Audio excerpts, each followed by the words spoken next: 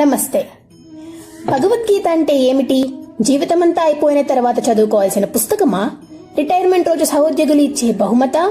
ఎవరైనా మరణించినప్పుడు ప్లే చేసే సీడీనా? పని పాట వదిలేసి సన్యసించమని చెబుతుందా అది?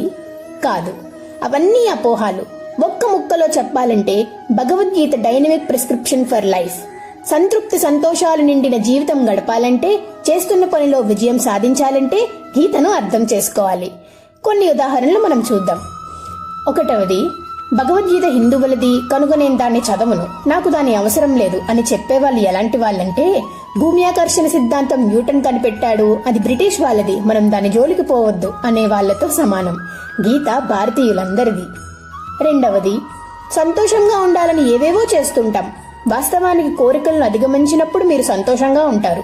ఉదాహరణకు, ప్రమోషన్ కావాలి అనుకుని నిరంతరం దాని గురించి ఆలోచించే వ్యక్తికి చింత తప్ప మరేం మిగలదు. అదే తన పని తాను నిజాయితీగా సమర్థంగా చేసుకుపోయే వ్యక్తికి ఆలోచించిన అవసరం లేకుండా ప్రమోషన్ లభిస్తుంది. గీత చెప్పేదే అదే, నీ పని నువ్వు చేయి, ఫలితం గురించి ఆలోచించకు అని. 3వది, సన్యాసం అనేది కాషాయ దుస్తులతో రాదు, అదొక మానసిక స్థితి. 100 మంది మధ్యన ఉన్నా 100 పనులున్నా కూడా తామరాకు మీద నీటి బొట్టు మాదిరిగా ఉండటమే సన్యాసం అంటే.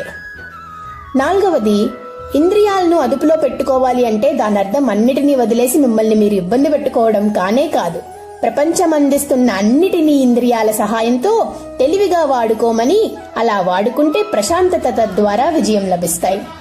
5వది, ఒక క్రీడాకారుడు ఉన్నాడనుకోండి, అతని సామర్థ్యం, ఫిట్నెస్ అన్నీ ఒకేలా ఉన్నప్పటికీ ఒకరోజు విజయం సాధిస్తాడు, మరుసటి రోజు చిత్తుగా ఓడిపోతాడు. ఆ మర్నాడు మామూలైన ఆట తీరును ప్రదర్శిస్తాడు. ఎందుకలా? మైండ్ ప్రశాంతంగా ఉంటే, ఉత్సాహంగా ఉంటే దేన్నైనా సాధించవచ్చు. ప్రశాంతతను సాధించడం ఎలాగో భగవద్గీత చెబుతుంది. కేవలం మీకోసమే అనుకుని మీరు చేసి పనుల్లో రాణించలేకపోవచ్చు. నేనే అన్నదాన్ని అధిగమిస్తే మీకు కొత్త శక్తి వస్తుంది. ఉదాహరణకు, కేవలం నా ఆనందం కోసమే ఆడుతున్నాననుకునే క్రీడాకారుడి భవిష్యత్తు ఒక్కడితో ఆగిపోతుంది. అదే దేశం కోసం ఆడాలి అనుకుంటే వెంటనే అతడిలో కొత్త ఉత్సాహం వస్తుంది, ఏకాగ్రతతో ఆడతాడు, అతన్ని విజయం వరిస్తుంది. నా కోసం కాదు అనుకుని చూడండి, ఏ పనిలోనైనా మీకు బాధ్యత పెరుగుతుంది, ఏకాగ్రత పెరుగుతుంది. భగవద్గీత చెప్పేదే అది. అసలు భగవద్గీత ఏం చెబుతుంది చూద్దాం. ధర్మాల గురించి చెబుతుంది, కర్తవ్యం గురించి చెబుతుంది. నాగరికత అంటే కోరికలను తీర్చుకోవడం కాదు, అదుపులో పెట్టుకోవడం అని చెబుతుంది. ఆనందంగా జీవించడం ఎలా చెబుతుంది. సుఖం, శాంతి, త్యాగం, యోగం అంటే ఏమిటో చెబుతుంది. ఏది శాశ్వతమో ఏది అశాశ్వతమో చెబుతుంది. పాప పుణ్యాలను వివరణిస్తుంది. ఆత్మతత్వ నిరూపణ చేస్తుంది. జ్ఞానం, మోక్షం, బ్రహ్మం, ఆధ్యాత్మం అంటే ఏమిటో చెబుతుంది. ఎవడు పండితుడో ఎవడు స్థితప్రజ్ఞుడో చెబుతుంది.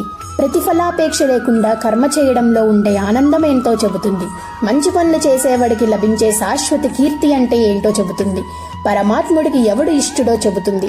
ఆయన్ను చేరే మార్గాన్ని చూపిస్తుంది. అందుకే భగవద్గీత సర్వ మానవాళి కోసం. అర్థం చేసుకున్నవారు ధన్యులు. నిన్ను నన్ను మనందరి గురించి మాట్లాడుతుంది భగవద్గీత. మానవుడు ఎలా అభ్యున్నతి సాధించాలో చెబుతుంది. గీత చదువుకో, నీ రాత మార్చుకో. Thank you.